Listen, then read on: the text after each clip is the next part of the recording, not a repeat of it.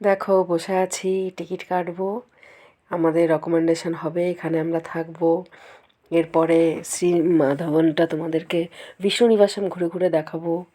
দেখো ফাইনালি আমরা টিকিট কাটবো, আমি মল্লিকা দি কিউতে বসে আছি। আমি চাইবো বন্ধুরা তোমরাও একবার আসো। এই দেখো ঘর বুক হয়ে গেছে। এবার আমরা স্নান করব, একটু ফ্রেশ হয়ে গেছি। দুপুরবেলায় মন্দিরের প্রসাদই খাবো, মন্দিরের প্রসাদ খেয়ে আমরা বিকেলবেলায় মহালক্ষ্মী মন্দির দর্শনের জন্য যাব।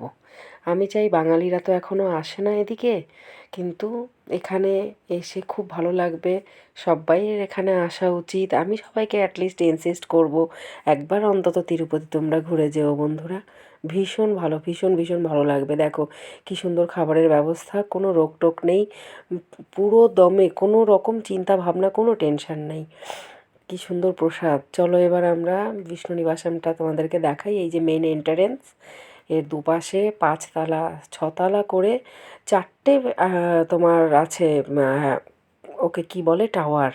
প্রচণ্ড বড় এরিয়া, একসঙ্গে প্রায় অন্তত 1010 লোক প্রতিদিন এখানে আনাগোনা করে। চলো এবার আমরা এখানে থাকবো, এখান থেকে গাড়ি নেব, মহালক্ষ্মীর দর্শনে যাব।